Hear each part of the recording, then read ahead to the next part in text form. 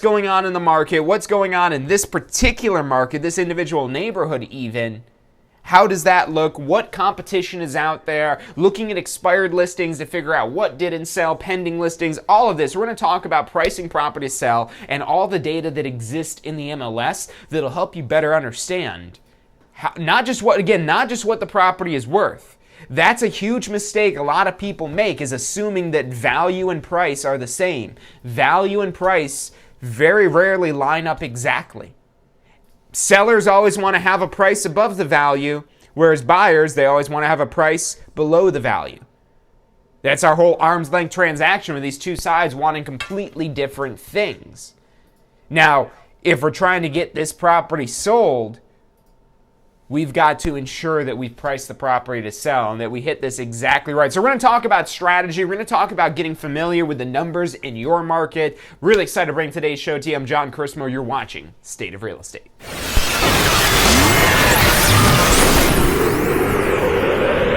You are watching State of Real Estate. Every Friday at 12 noon Eastern Time. Grow your real estate business. You're watching State of Real Estate. Hey, welcome back to this week's episode of State of Real Estate. I'm John Chrismo. The show is brought to you by the Tampa School of Real Estate. We're here every single Friday, 12 noon Eastern Time, to help you mastermind to grow your real estate business. And this skill right here, if you're working with sellers, this is an essential skill to master. Otherwise, you're going to get stuck with listings that do not sell. So what I want to do is just start with a very real reality that a lot of your clients are not going to understand. And this is why it's so important to do this. I've seen so many people, both customers as well as real estate, quote unquote, professionals, that will just say, well, what do you want to sell it for? You pick that price and see what happens. Here's why you're setting yourself up for failure doing that. When you list a property, and this has been going on for years, so this is nothing new, but especially in 2020, when you list a property for sale, you put that property in the multiple listing service, the MLS, the multiple listing service. It's our cooperative system among brokers so that we could split commission on properties. This is the primary way most properties are sold in real estate when it's listed by a broker, is through the MLS. And not only does the MLS get the property listed in the MLS so all the brokers could see it, you will usually also push out that listing to syndicate it to every portal out there, every website that's out there, every place where people could go look for properties available for sale. The MLS pushes it all out there. So what does that do? When you put it in the MLS, you might have clients where this property matches their criteria. Other brokers will probably have clients where this property matches their criteria. And outside the MLS, maybe they're on Zillow. With Zillow, they might be set up for search alerts. Search alerts are the key thing. This is what's really exacerbated this phenomenon about pricing your property to sell, is search alerts. And they're not brand new. They're just more prevalent than ever. There's more people with search alerts now than there ever was, and it's going to continue to increase. And what that does is, so when you list the property for sale, when you list it for sale, you put it in the MLS, not only is the MLS going to notify everyone with search alerts that that property matches the criteria, but Zillow's going to do it, Trulia.com is going to do it, Realtor.com is going to do it, Homes.com is going to do it. Every property search site that's out there has some sort of search alert feature. Individual broker websites, when maybe you have a website that clients could sign up for search alerts, there's so many of these places out there where people will have search alerts. And why do they have search alerts? Because they want to get the deals before they're gone. That's why people sign up for a search alert, to get before it's gone. To get an alert, hey, this property's available, somebody might buy it, you better go buy it. You better go buy it now before somebody else does. You don't want to miss out on the deal of a lifetime. Now, you might not be saying that, your website might not be saying that, but that's what they're thinking when they see these properties. Now, there's a lot of real estate out there. There's a lot of options out there. There's a lot of choices out there. But also, this is where, again, you got to keep in account your market. So what is the current inventory on your market? How many properties are available for sale? The less properties that are available for sale, the more it becomes a seller's market, and the more important this whole get it before it's gone thing is going to occur. And now, this is going to depend on where the property is located, how much demand is in that area. So this isn't a nationwide statistic. This isn't a statewide statistic. This isn't even usually a county-wide statistic unless property is really uniform across your county. Here in Hillsborough County, which is where Tampa is, we've got a lot of variance between properties in Hillsborough County. So you've got to look at the individual market, the individual neighborhood, and okay, how much do people want to live here? What is the demand and what does the inventory look like? The inventory basically being your supply. If you've ever looked at basic supply and demand stuff, that's very important when you're trying to figure out pricing the property to sell. Because when you have low inventory and high demand, this whole get it before it's gone thing is so much more important because it's more real. When there's a lot of inventory, when there's a lot of properties available, when there's a lot of options, when there's duplicates of the same property, now real estate is considered to be unique. That's the basic assumption of real estate, that it's unique. But sometimes it's not that unique. Sometimes you could find a very similar property, maybe not the exact same thing, but something that meets your needs as a consumer, as a client. So if you find another property that meets your needs for a lower price, why would you pay more? You might remember learning about that in your pre-licensing course. We call that the principle of substitution. But now, when things are brand new, especially when there's low inventory and high demand, that throws things up in the air more. And what happens is when the property first gets listed. So when the property first gets listed, this is where you're going to have your peak. Your peak in attention, in views. And then what happens? So the reason why there's a peak here is because this is where all the search alerts get sent out. The property gets listed. Hey, let's go tell everybody about this property. Literally tell everybody that has a search alert set up. That's what you do when you list the property for sale. And so what that means is very quickly, very early on, I would say, and this is going to depend on your market, but I would say within the first 2 weeks, maybe even sooner than that, your views, your view count, how many people are seeing. You might remember, way back in the day, I'm pretty sure eBay is still a thing. I've never bought or sold anything on eBay in probably the last decade. But way back when eBay first was around, I remember that you could go on eBay, and when you'd list something for sale, they'd have those cheesy little counters at the bottom that showed, that showed you how many people were looking at this listing. And the purpose of those cheesy little counters is to show you that, hey, people are looking at it. And as you see that number go up, you're like, oh wow, more people are interested. But as that number goes down, that's where you start to think, people aren't really that interested in this. And that's one of the things you use as a listing agent to gauge whether or not this property is going to sell.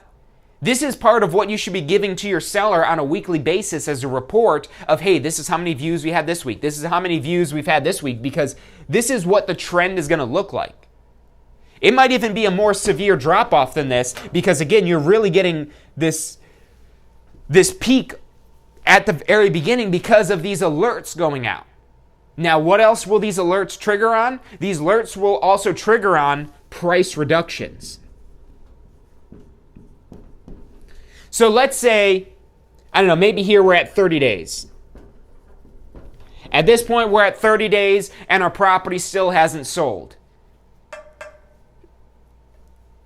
This isn't 100% true. It depends on what's going on in the market. But if it hasn't sold for the listed price within 30 days, let's put it this way, you had a much better chance of selling it for that listing price within these first 2 weeks. Once that listing price starts to get stale, once people see that it's been sitting on the market. So there's a very important statistic that you want to pay attention to when you're assessing pricing that's in the MLS. And it's some version of DOM, which stands for days on market. Days on market. Because the more days a property sits on the market, the less of a deal it likes to seem like.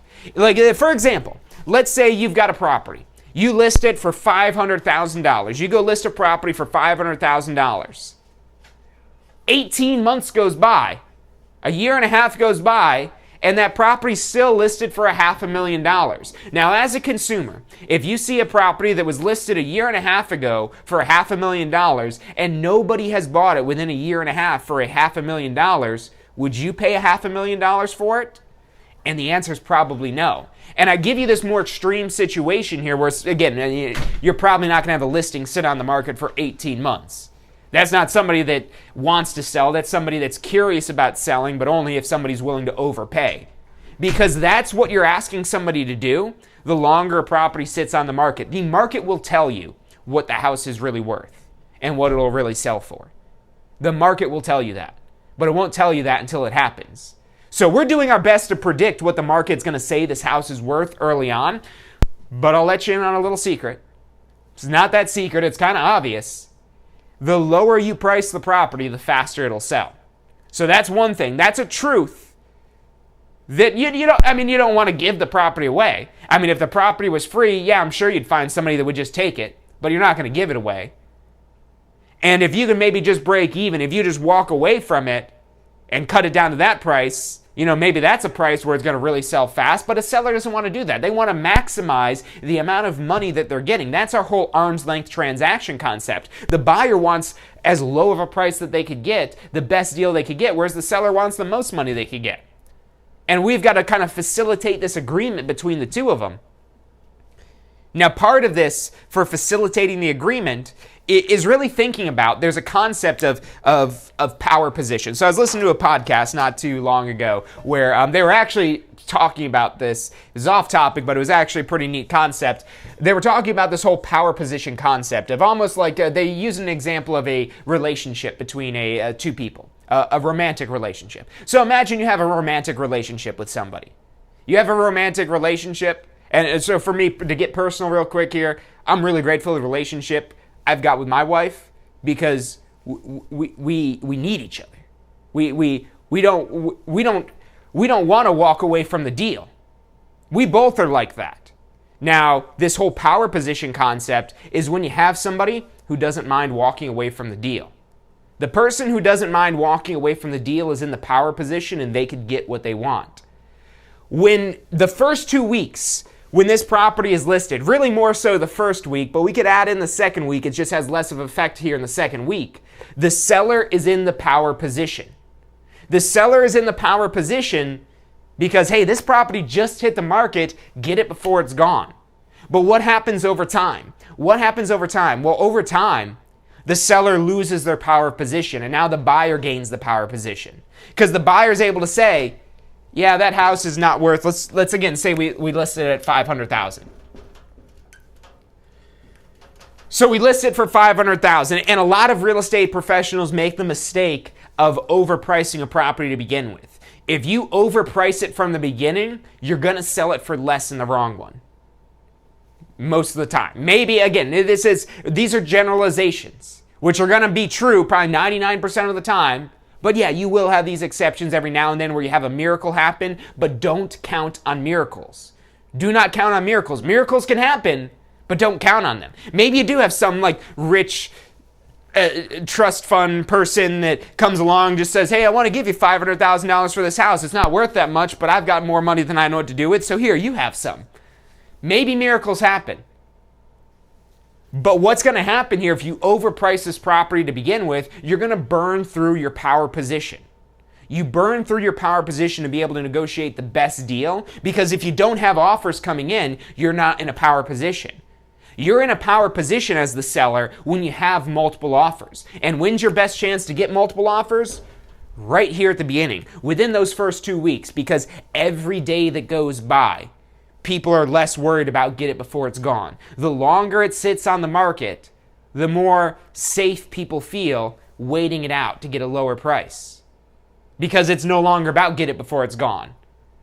You're realizing, hey, the supply isn't that scarce. And when supply is not scarce, meaning that there's not this whole get it before it's gone thing, when they no longer have to worry about it being gone, well, maybe we'll get it, maybe we won't. And especially, again, if you have a lot of inventory. So again, this is where you've got to assess your local market. If there's a lot of inventory available, if you have more competition, that's going to negatively influence your price as well. And now notice here that all these things I'm talking about active listings. The active listings, these are your competition. That's who you're actively competing with. Now, everything you'll ever learn about when you go to first start studying how to figure out the value of a property, they're always talking about sold listings. And solds are really good for helping you understand what it could sell for based on what other properties have sold for. But the thing you've got to also factor in is, okay, what does the market look like now compared to when those properties sold? And that's what looking at actives will tell you. The solds are, again, the best ones for value.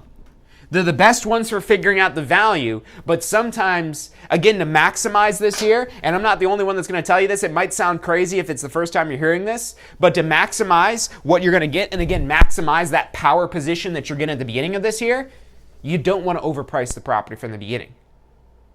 You could do it, and the way I'd explain this to the client is like, hey, look, it's your property. If you want to list it at that price, I will do that for you, but we're going to burn through this power position that we have here, and then it's going to be a lot harder for us to sell it for still even less than what you're asking to sell it after the fact because less people will look at it. When we have a price reduction, so 30 days goes by and you still don't have the property sold, that's time for a price reduction. You might even want to do price reductions at a faster interval than that. Because here's what happens when you make a price reduction. Let's say originally this was listed at $500 and you knock it down to $449. Let's say you do a massive 10%, $50,000 price drop. Well, dropping down maybe down to $450, or maybe it was at $450 and you're dropping down to $300, you might be breaking into somebody's parameters. Because when you set up these search alerts, you got to think this. You got to engineer this through, thinking this through is what the consumer is doing. When the consumer, the buyer, sets up a search alert, they set in pricing parameters. I'd want a house that costs at least this much, but no more than this much. And so when you drop the price, you're usually going to have a spike in the views. Now, it's not going to be, again, your power position, that's at the beginning. You're not going to get more eyeballs than when you initially list that property for sale, because that whole new listing just hit the market thing, that's going to grab people's attention the most. So you'll still get a bump in traffic from a price reduction, but you're not going to regain that power position. And now this is, again, extremely important that you explain to a seller this whole theory. Look, if this is new to you here, if this is something where you're thinking, this is good stuff here, imagine what a client is thinking. Imagine what a client is thinking. And the only way you're going to get your client to change their mind, to get them to think differently, is if you explain it to them in a way that's not emotional, that's more about the logic, that's more about just understanding the market. And look, again, being in this power position, you've got to understand that you're not going to get all the deals. And there's nothing worse than feeling pressured by a salesperson into doing something that you do not want to do. I don't believe in that at all sales-wise. If you're the type of person that's going to push people into doing what they don't want to do, there's plenty of you guys out there. But the more sustainable strategy that's better for repeat and long-term business is not to get people to buy a house they don't want to buy, but to help them make a decision. That's what we're here to do. We want to give them the information, the most amount of information possible, so they know whether it is a good decision or not a good decision, and they could choose whether or not they make that decision. All we do is provide them the information. The decision is theirs. Don't try to make the decision yours. It's not your decision. And if you're not willing to walk away from a deal that doesn't work, maybe they're trying to negotiate you on your commission rate that you're charging. Look, if you're not in the power position, if you need to put food on your table, you're not on the power position, you need to get a listing, well, they're probably going to get a better deal. This is just like that whole arm's length thing when you're dealing between the buyer and the seller. It's, again, who wants it more? Does the seller want to sell more, or does the buyer want to buy more? And again, during this power position period that you've got here in the first 2 weeks, that's your window.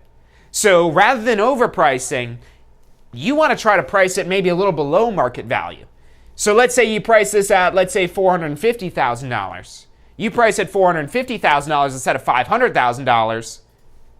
Now all of a sudden you're getting a lot more attention. people might look at this and say, oh wow, look at this. This is listed for only $450. Now, it's important you have a good presentation otherwise for your listing as well. I mean, that you've got good photos, and especially now, it's more important than ever to have virtual tours and all that other good stuff as well, because those will help it sell. But look, that doesn't really help you get a higher price. It just helps you showcase the property to more people. And that's what your goal is here during this first, whatever this is, whether this is 1 week, 2 weeks, it depends on the market. In a tighter market where there's less inventory, this power position might just be 1 week. Because you'll see that sometimes. You'll see that when you study a market where you look at properties that have sold and you look at the days on market. When you look at the days on market and you see, oh wow, this property went under contract after 5 days, 6 days, 7 days, 3 days, 4 days, 2 days. And you see that short days on market, that means that properties are selling very quickly and that the supply is pretty tight.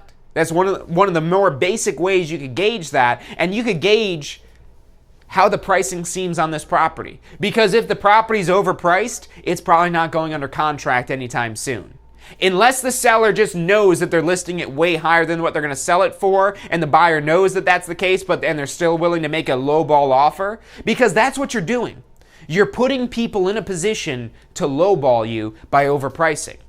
And how does that go? Have you ever had to present something to your client that's a lowball? Even if you tell them they're just lowballing you, they're going to almost feel insulted a lot of the times by a lowball offer.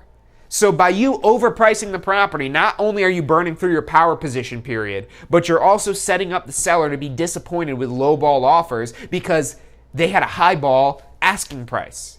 So you've got to, again, emphasize this to the seller, that their power position is going to be some time period. It might be a week, might be 2 weeks. It's almost never longer than a month. And even 2 weeks, that's in a decent seller's marketing, 2 weeks, that's still, after 2 weeks, okay, it's probably priced a little too high. But definitely after a month, I would say. And this all depends on your market. This is all relative, again, based on the supply and demand going on in your market. And that's why real estate professionals, good, knowledgeable, local real estate professionals are so important.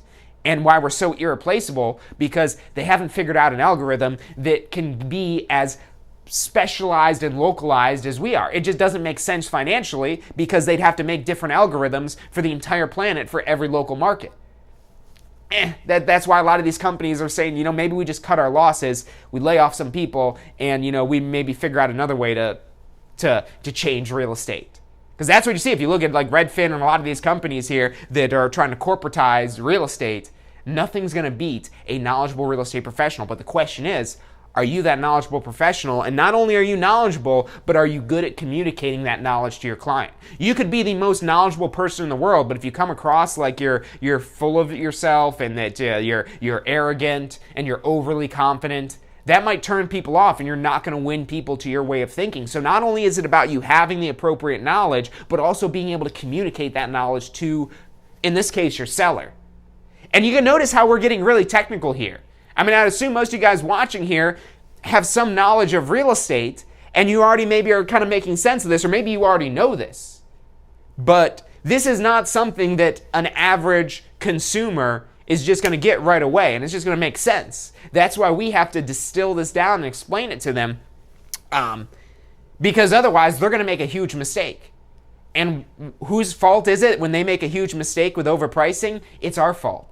It's not the client's fault, it's your fault because you didn't do a good enough job of convincing them why they're shooting themselves in the foot by overpricing their property to begin with. So don't blame it on the client. You can't control the client. It's your fault for not doing a good enough job of convincing clients. And look, I know some clients will test your abilities.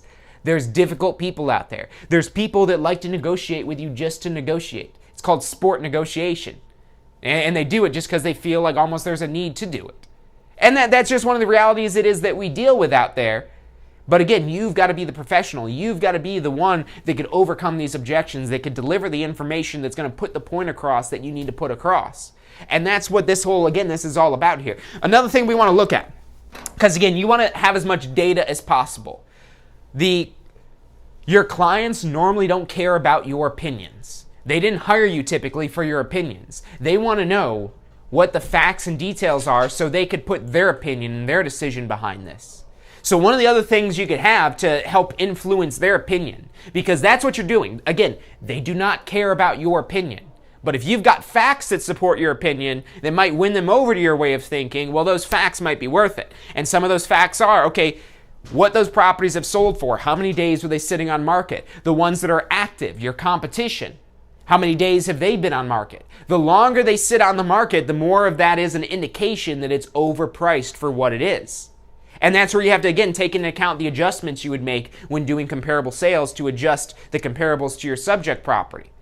But again, you're using this as a gauge. So when they say, well, what about that house down the street that sold for blah, blah, blah? Well, that house down the street that sold for blah, blah, blah actually sold after 400 days on the market, which some quick math will tell you 400 days is longer than a year. 365 days is a year. So if we're talking about a property that's been on the market for 400 days, so this is where we, again, give them the reality of the situation here. And you don't want to be combative. You're not there to debate your client. You're there to help them understand. So the first thing is about agreeing. It's like, oh yeah, that property sold for a lot more. And there's a chance that this property might sell for that price, but here's the thing that's going to make that difficult. Do you see this number here? The DOM. You know what that stands for? That stands for days on market.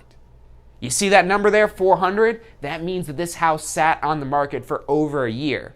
So we could try to sell that property at that price. We could try to sell your house at that price.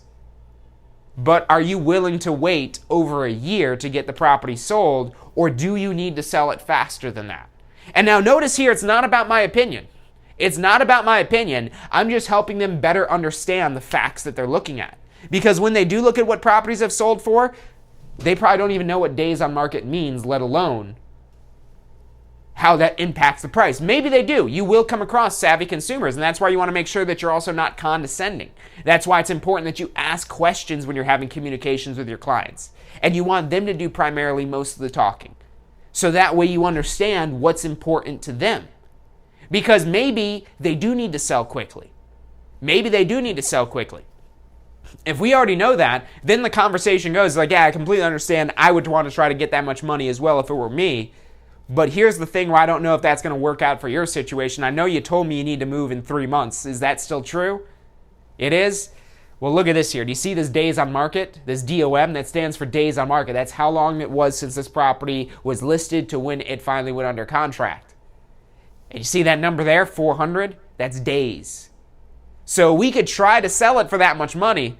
I mean, that's really a stretch for this property, but it might be doable, but it's going to take us a lot longer. So if you need to move in 3 months, this probably isn't going to work out here. And again, now, notice how I'm subjectively just giving them the facts, but how understanding those facts makes everything a lot clearer. You know, you've heard the expression probably before that numbers don't lie. Well, you got to look at the numbers, though, to see that they're not lying. And then you got to look at not just the price that it sold for, how long it's been sitting on the market. Were there price reductions? Maybe that's the other thing, because if a property's been sitting on the market for a year and a half or however long it's been, there were probably some price reductions. And in the MLS, you could see that history. You'd say, well, look at this. See, this property originally was listed for $600. Then they dropped it to $550. Then they dropped it to $540. Then they dropped it to $525. And then on this date, it finally sold for $500,000. So again, maybe this is the person trying to say, hey, I want to list it for $500,000. And then now maybe after we've explained the power position, and then we start talking about, again, the price reductions that happen. So when they list that property, if this other comp, if they originally listed this for $600,000, that means they were in their power position period trying to get $600,000 for the property. And it's hard to rip people off now. If really, again, if you're overpricing your property, I don't mean to sound condescending or put any negative connotation to this, but if you're charging somebody more money than what they should pay for a property, I don't know, maybe some people would call that a ripoff. No one's lining up to overpay.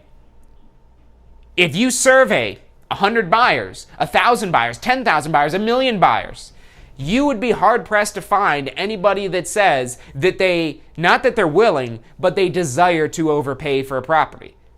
I don't know how many people you'd have to ask before you find somebody that says, yes, they desire to overpay for a property, because no one wants to overpay for a property. And when they have all of this data at their fingertips, when they could compare other properties available, especially when they're making uninformed comparisons, because again, you got to keep in mind the days on market and all the other stuff. And so that's why it's so important that we properly inform people, because if this agent originally listed this for $600,000 and that was way above the price, then you failed to do your duty of informing them that, hey, that's a lot more. Maybe you did, and that was still their prerogative, that they want to list it for that much, and you're willing to invest the time and effort to try to do that with them. Because that's what you're doing. When you take on an overpriced listing, you're investing time and money and resources into trying to make a miracle happen. Don't count on miracles. Look, we're going to take a quick commercial break. Stick with us. I'm John Christmer. You're watching State of Real Estate.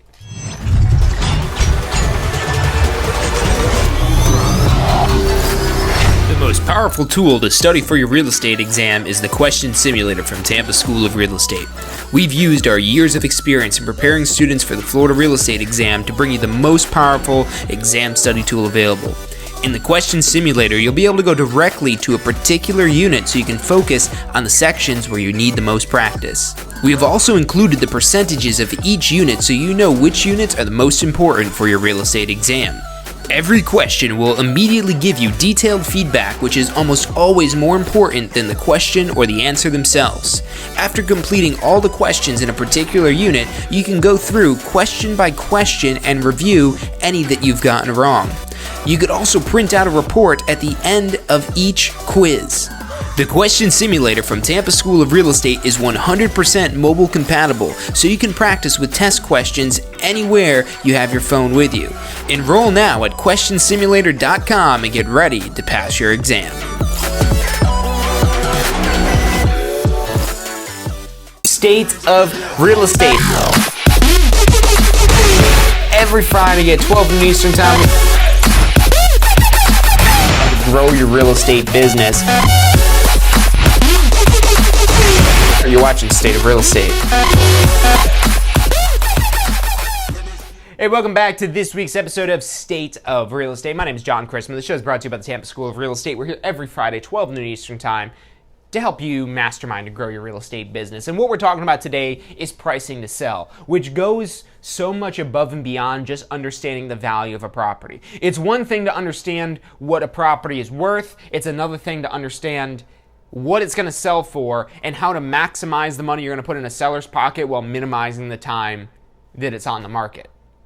That's the teeter-totter that we've got here. The higher the price goes, not only the longer it's going to sit on the market, but the less likely we're going to sell it. The lower the price goes, the faster it'll sell and the more likely we will get it sold. And that's always true. That I challenge you to find a piece of real estate that will not sell quicker when it's cheaper. Go ahead and look. Find a piece of real estate. Find any house out there, any property, an office building, a house, a residential property. Go find me something where if you drop the price, it's going to take longer to sell. It goes against everything. It does not exist. So that's something you got to embrace that is always true. That the lower the price goes, the faster it'll sell. The higher the price goes, the longer it'll take to sell, and the more likely it won't sell. And that's the danger that a client runs into by overpricing a property. And again, what most people don't realize, real estate professionals included, about this whole power position. This is the time where you could maximize. You have the upper hand. As time goes on, you lose your upper hand. I mean, maybe you get a little bit of an upper hand saying, hey, I got another buyer. But nothing is as prime and ripe for the picking as the first couple weeks of the property being on the market, because you got to get it before it's gone. It's on there. I mean, you've probably seen it before in the MLS if you looked hard enough. Maybe on one of these real estate meme pages, you might have seen it, where you'll see a property that's been listed for 400 days and it says, get it before it's gone. That property ain't going nowhere. Hasn't gone anywhere in a year. It's not going anywhere anytime soon. Yeah, in theory, it could sell. It could. But if it hadn't in, 18 months, 2 years, however long it's been listed, and even 3 months. 3 months is a long time for a property to sit on the market.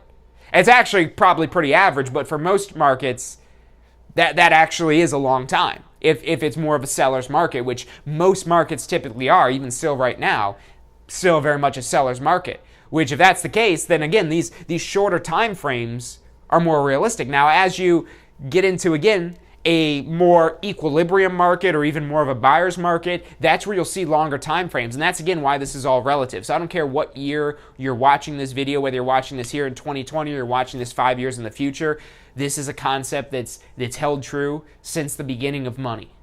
Since the beginning of money, people will be more likely to buy at a lower price than they would a higher price. That's just how money works. So again, you've got to embrace that concept and use it to your advantage. Drop that price a little bit while you're in the power position. And look, here's the thing you could reassure your client with, because they might say, well, I really don't want to sell it for $450,000 is so low. Well, the good news is you don't have to sell it for $450,000. I could list it for $450,000. Somebody could offer you a full $450,000 and you could say no. Somebody could come along and offer you $1 million and for whatever reason you could still say no. You don't have to sell it. And probably most of the time, if you're listing a property for sale, you're not charging them anything up front. So that's, again, another thing you get explained to say, hey, look, there's nothing you have to pay up front to me. I have to pay up front. There's a lot of costs that I'm going to sink into the property to try to get it sold. And your client is still ultimately the ones in the power position between the two of you, because they don't have to sell unless they have to. And again, that's why you're asking that question, to help best assess their situation. Because if there's somebody that's saying, hey, I need to sell within the next 3 months here, okay, well, look, I know you want to try to maximize the money, but what's more important for you? And this is where you want to clarify things. They might tell you they need to sell within 3 months, but maybe they want to sell within 3 months, but they don't really need to sell within 3 months. And maybe what's more important for them is getting a higher price, which is why you need to clarify. You need to help your clients get clear and understanding of what they really want to do and really need to do. Not just what they want to do, but what they need to do. There's a difference between a want and a need. So this is where you clarify with them. Hey, I completely understand here. Now, what would you say is more important? Getting the most money for your property or selling it within 3 months?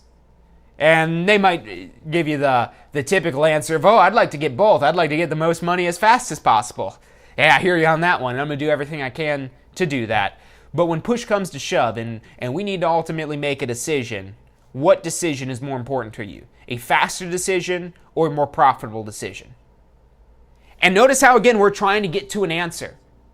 Because if you want them to make a big decision, they have to knock out all the small decisions. What a lot of people don't realize is whenever there's a big decision, there's usually a bunch of smaller decisions that precede that big decision. And they need to make these smaller decisions before they're ready to commit to that bigger decision. One of those decisions, one of those smaller, more insignificant decisions, is who they want to use to help them sell this. So yes, you are one of those more insignificant, at least in their eyes, a more insignificant decision. Now, that can be a very costly decision one way or the other, depending on if they're getting a good real estate professional. But ultimately, in their eyes, the biggest decision is the actual sale of the property. And again, we're just one of those smaller decisions leading up to that. What price they want to sell it at is ultimately a smaller decision than whether or not they want to sell altogether. Because think of that. When you sell your home, I mean, that's like one of the biggest decisions of your life. It's where you rest your head every single night. It's where you raise your family. It's where you live. Huge decision somebody's making to sell that. And they're probably making that decision because they've got their eye on something else that they want to buy. And that's important to know as well. Well, hey, what is it that you're looking to do after you sell? Understanding what their long-term objectives are, so that way you could best help them achieve the long-term objective. They probably don't want to just sell their house. They're not contacting you just because they want to sell their house. They're contacting you because most of the time, because there are certain situations where their primary concern is just getting the house sold. Maybe they're in a bad situation with their equity or something like that, and maybe then they just want to get it sold and they don't care what happens after they get it sold. They just need to get it sold. Whereas the more typical sale, I would say, isn't where they just need to sell it for the sake of selling it, but because they've got their eye on something else that they want to move into, and that's what they're already sold on, which is why they're willing to walk away from their home for however many of the last so many years it has been. And so these are all the different parameters, again, that you weigh in to figure out, hey, well, what's our best pricing strategy? What's more important to you? Not what's more important to you is the real estate professional, but what's more important to the client? A fast sale or more money? If we can get both, we'll try to get both. But if we want to try to get both, we got to figure out what's more important. If you had to choose, would you rather sell it quicker? Do you need to sell it faster? Or do you need more money? Which of the two is it? And the more money thing, that's where, again, we run into the territory of sometimes it just becomes non-feasible. It's not feasible to sell certain properties for so much higher than market value because it won't sell. So that's part of this where, again, we're not here to talk somebody into a bad decision. We're here just to help them make a decision. We want to make sure that they've got all the details and they understand our perspective from the real estate brokerage side of this, of our perspective of what ultimately is going to be a good decision for them based, again, on our perspective, but that might not line up with their perspective. But it's our job to give them all the facts, details, and help them overcome any concerns or complaints they might have about the option that you're presenting. And if that option works for them, then they're going to choose you. And if that option doesn't work for them, well, then it probably didn't work.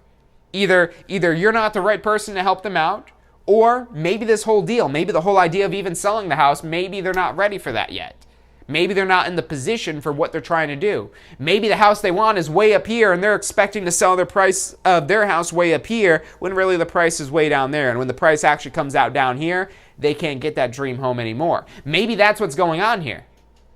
The sooner you find these things out, the better you'll be able to assist this consumer to achieve their goals and dreams, because that's what you're there to do. You're not there to sell houses. You're not there to buy houses. We don't buy and sell houses. We help people achieve their goals in real estate. Is your goal to buy a house? Let us help you achieve that goal. Is your goal to sell the house? Let us help you achieve that goal. We're just there to help them with what they want to do. But sometimes they don't know what they want to do, or they don't know the best way to go about it. Now, with it still being their decision, if they do want to go this route where we're there to assist them, we have to assist them. And part of that, again, is communicating this in an effective way. One more thing I want to throw up here are the expired listings. And the expired listings. So what happens when in Florida, the state of Florida, all listing agreements must have a finite expiration date. All listing agreements in Florida must have a specific finite expiration date that, hey, this listing expires. Maybe it's a 1-year agreement, maybe 6 months, maybe 3 months. You negotiate that, what your agreement is, and you write it in the contract. Now, in Florida, there has to be a finite date. Now, we could always extend that on a case-by-case basis, but there has to be a finite date where it ends, and after that end date, this property will have expired. Meaning it's open for other real estate brokerages to go list the property for sale once it expires because your agreement with them expired and you weren't able to get the property sold.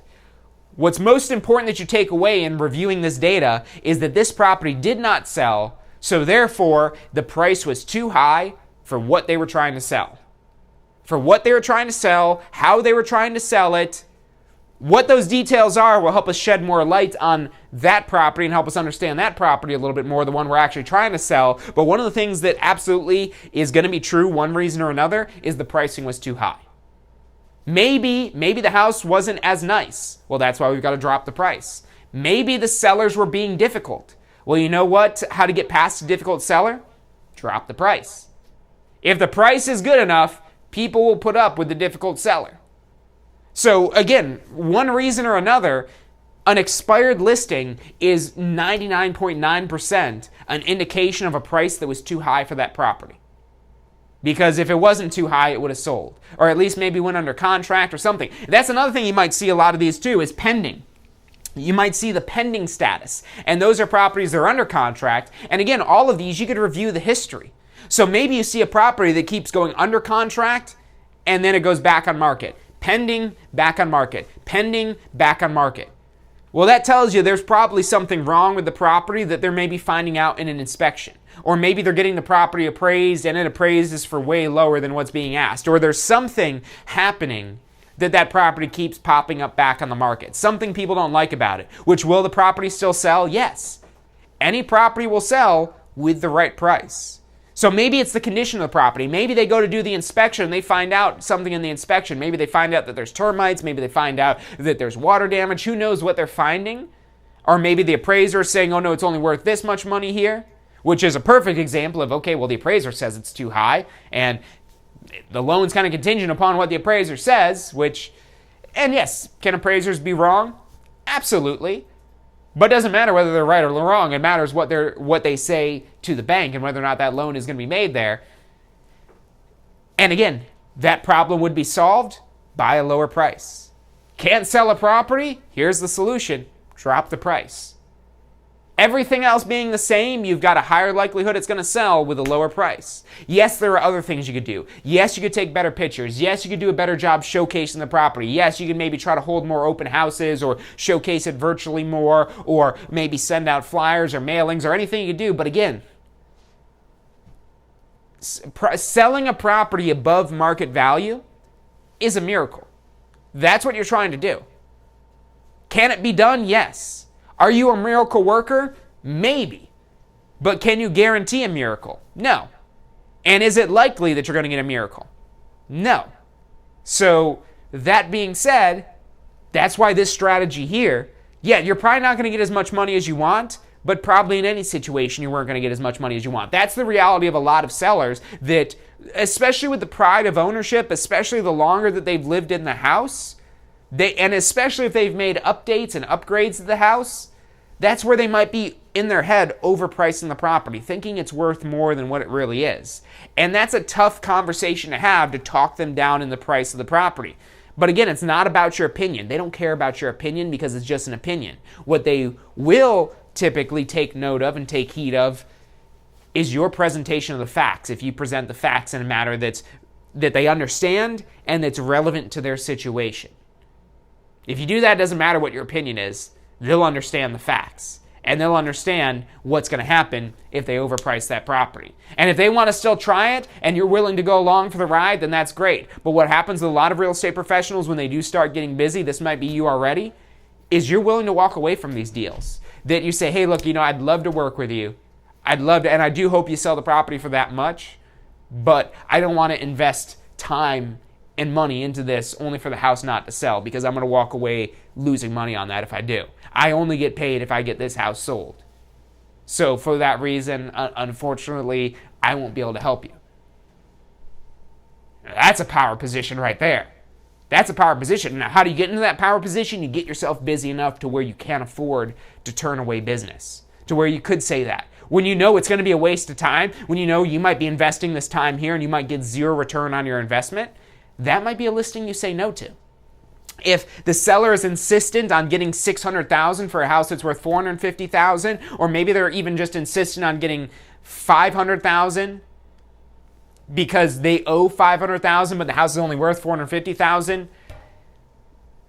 you could try to work a miracle, but there's usually not a good return on investment for miracles. You usually have very low odds. You might be better off playing the lottery than getting an overpriced house sold. And I don't say that to be funny. I mean that. With as much data that's out there, it's hard to get somebody to overpay for a house. And what happens? They don't sell. Sometimes they will sell. Again, miracles happen. But we're not here to be miracle workers. You're here to be a real estate professional. And part of that professionalism is understanding that, hey, okay, well, what position are you in? Are you in the position where you're okay if the property sits on the market for a year and possibly never sells? Or are you in the position where you need to sell now? Because you could help them either or. You might not be the one that wants to help them if they're going to just overprice it and it's just really a fantasy and let's see if anything happens. But maybe you've got nothing better to do, so you're willing to take that chance. And maybe just so happens that you do make that miracle, or you do get them convinced down to a lower price. That's the one thing that I would recommend you try to do if you do take an overpriced listing. If you do take an overpriced listing, you need to work on those price reductions from day one. From day zero, really. From day zero, from them signing the listing agreement, you've got to tell them, say, all right, I will work with you, but I need you guys to promise me this, that if we can't get this property under contract within the first 30 days, then we're going to do price reductions every 2 weeks until we can get it under contract. They might not be okay with that. And again, you want to find this out sooner rather than later. You want to have the tough conversation now, so that way, again, and what you're doing is you're planting the seed that, hey, if this doesn't sell, let's have this backup plan here. And if they're not willing to commit to the backup plan, again, maybe they're more of a fantasy, and this might just be a big waste of your time. You know, sellers and listings are usually a much better return on investment, and you can usually, again, for your time invested, you're going to get a much higher ROI, return on investment, from your time spent in that, but not if they're living in a fantasy world. Not if they've got dreams of selling their house for way more than what it's worth. That might not be worth your time. Maybe it is. And that's the decision to make based on your business. But again, you want to have this conversation with them so at least they're on the same page. Don't worry about whether or not they like what you have to say. Because sometimes you've got to tell people things that they will not like. Sometimes you've got to give them bad news. And it's always better to give good news than it is to give bad news, but sometimes they need to hear the bad news. And it sucks to give bad news. And this could be bad news right from the beginning. They're not even officially a client of yours yet, and they're maybe expecting $600,000, $550,000, and you're here to tell them, hey, hate to rain on your parade, but the house is only worth $450,000. Again, maybe it's not the right decision. We're not here to try to convince them to sell this house for $450,000 when they really wanted to sell it for $600,000. We're here to tell them that's unrealistic, and maybe that we'll try. If you're willing to, again, try, then, hey, I'll try it for you, but I'm probably not going to be able to sell this house for that much money. Or again, maybe that's a waste of your time, and you just put them straightforward and simply like, hey, look, the listings I take on are listings that I know are going to sell. At that price, I'm not sure this house is going to sell, and so therefore, I'm not the realtor for you on this one here. I've got too much production going on right now to, don't take offense to this, but to waste my time on a property that's priced more than what it is. Now, maybe it does sell for that point, and there are realtors out there, maybe even somebody I could recommend. Now, you might even want to clean this up here, because I'm listening to the words I'm saying here, and I'm like, ooh, that sounds pretty intense. But, you know, sometimes you got to have these difficult discussions. If you've already been going back and forth and meeting with them for, say, 45 minutes to an hour, maybe it gets to that point where you get this direct and blunt. Maybe it's a person that does have thicker skin where you can be more direct with. Sometimes you've got to clean up the delivery of what you're saying if somebody's maybe more sensitive. But for somebody who does appreciate more direct conversation, they're going to appreciate your directness to say, hey, look, I'd love to help you. I love you guys. I think you're great people. And I love this house. I just don't think it's going to sell at that price point. And, you know, again, depending on where your business is at, if you're not too busy, I would say take the listing. I would still say take an overpriced listing. But again, from day zero, you want to have factored in about the price reductions. And you still want to have presented this to them. If they're adamant about $600,000, something along the lines of, hey, look, I completely understand that you want to get $600,000 for the property. I get that. But let's just set that aside for a moment just so I could kind of show you here what's going to happen when we list this property for sale. So let's say we list it for $600,000. Then you're walking through, again, this whole power position and why search alerts cause such a high spike in views right away. And that's when the most people are going to see the property and your chance to make a great first impression. But once you've made that first impression, there's no remaking a first impression. And that's why it's so important, not just that the pricing is on point, but also that you've got good marketing, showcasing the property, good pictures, good videos, good virtual tours, everything you do to showcase the property, because anything you're not doing to showcase the property is also hurting the price it could actually sell for. Now, it's just a question of how much money does it actually add. Is it worth it to go pay $1,000 for some photo and drone picture, virtual tour, video package on a $50,000 house? Probably not. Could you do it? Absolutely. But you don't make that much money. If you're earning even 3% on a $50,000 house, might not be worth it to go invest $1,000 in pictures on the property. But will it help it sell faster? Absolutely. Anything you do better to showcase the property will help the property sell faster. And again, these are things that are constantly in flux, that are constantly relative, but all these generalizations I'm giving you are almost always true. Including, again, the lower price, the faster it'll sell. The better you market it, the faster it'll sell. But there's no way to outmarket overpricing. I'll say that one more time. There's no way to outmarket overpricing. And what makes something overpriced? That they can get the same thing for less. Principle of substitution. That there's another property available, maybe even identical, or if not identical, very similar, or at least similar enough for what that particular client might need. whatever that lower price is, anything more than that would be overpricing essentially. And maybe it's not overpriced for everybody, but maybe for what that client needs, it's overpriced for them. Because maybe they only need 3 bedrooms instead of 4 bedrooms. Well, that property's not a good fit for them. So again, it's about finding the right buyer as well. But you've also got to factor in maybe somebody who is willing to pay $600,000 for a property, they don't want that property. They want a lot more property than what your property has to offer. And this is, again, where you could use, if you already know going into this that they want $600,000, that's where you want to have your case studies ready. These are your case studies. Hey, look, this is what's on the market now. This is what actually sold. And this is the stuff that expired because it was priced too high. And so we could use this as a gauge of, where are we going to be at here? Where do we need to price this to get it sold? And is that even close to what you had in mind? And if it's not, are you still willing to sell this property for this lower price? Again, we're not there to force them to make a decision to sell it. We just want to get them to make a decision, at least for now. It doesn't mean that if they decide they don't want to sell it now, that doesn't mean that they're not going to want to sell it forever. Who knows? Maybe things change 3 months down the road. Maybe somebody gets a promotion. Maybe somebody loses the job. Maybe they find out they're having a baby. Who knows what it is that happens in their life that changes their circumstances? But those circumstances may change. And 3 months later, they might be giving you a call if they really appreciated your open and directness and candidness and your willingness to help them, but at the same time, help them make the best decision for them as well. So just because you walk away from the deal doesn't necessarily mean that you're never going to do business with them. You're maybe just not doing business right now because right now, you're just not a good fit. Maybe them selling their house right now is not a good fit. And maybe that's what you're helping them find out there.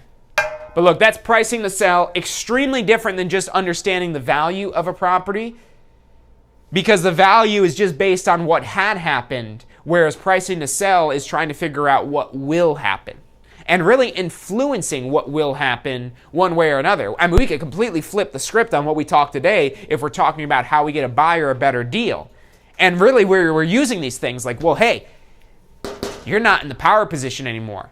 If they're trying to feed you some BS that they've got, you got to get it before it's gone, that property ain't going nowhere. So that's what you've got to use to your advantage is days on market, because from a buying position, that's going to help you bring the price down lower, because that's what you have to negotiate off of, because that takes them out of their power position and it puts you in the power position as a buyer. So again, there's these two angles that get worked in real, and not just real estate, but all sales. All sales, anything out there that you want to buy, you would always want to pay less for it, and the seller would always want to take more for it.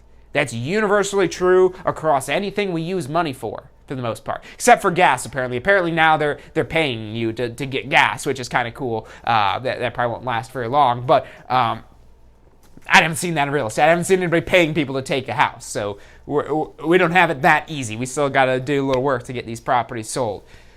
But look, that's pricing to sell. If this is interesting to you, if you are saying, I want to learn more about this, you need to take post-licensing.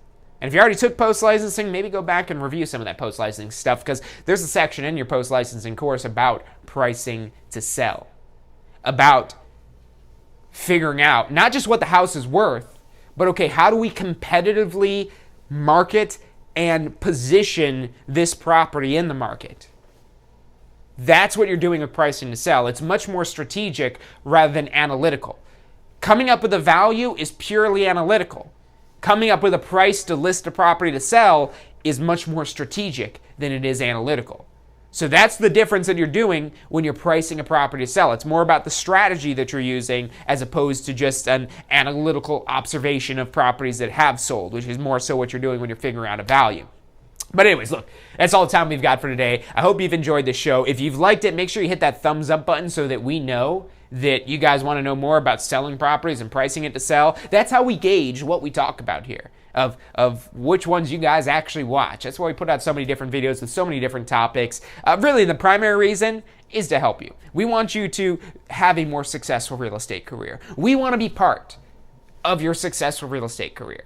That's all we're asking. We want maybe help you get it started, maybe help you take it to the next level, and that's why we do these videos every week. Yes, we're also helping promote Tampa School of Real Estate in the meantime. That's who if it wasn't for Tampa School of Real Estate, we wouldn't be able to do these videos every single week. This costs us a pretty good amount of money to put this all on, but we know it's great for our business because it shows that we do care about our students, that we don't want to just put you through a course to get a license, then hope you figure it out on your own. We're putting out free videos every single week, multiple videos a week, on how to build your real estate business. Even if you didn't take a class with us, because we want to show you that we do care about you. And if you do take a class with you, we're going to care just as much. But we want to get you taken care of, and not just whatever immediate need you're trying to make, but ultimately to achieve your goals and dreams in real estate. Whether that's ultimately investing in real estate, opening your own brokerage, whatever it is that you're trying to do, we want to help get you there. If you want to get your real estate license, maybe you need to take post licensing, you want to get your broker license, call us 813-333-2676. That's 813-333-2676. We currently have live streaming classes going on that you could tune into our classes live from your home. You could take our classroom course from the comfort of your own home, anywhere you are in the world. So call us up, 813-333-2676. That's all the time we've got for today. I'll see you guys next week.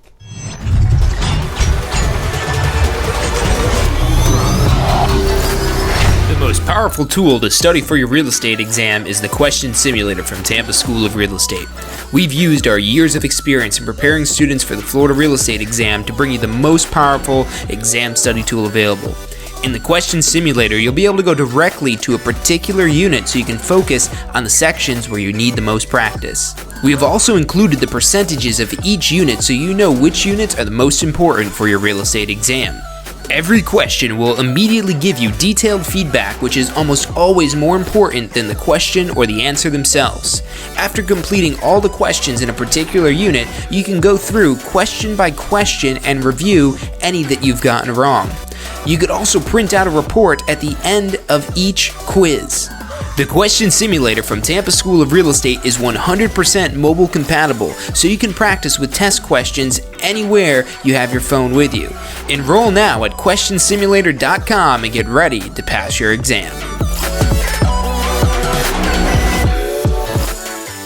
State of Real Estate. Every Friday at 12 noon Eastern Time. Grow your real estate business. You're watching State of Real Estate.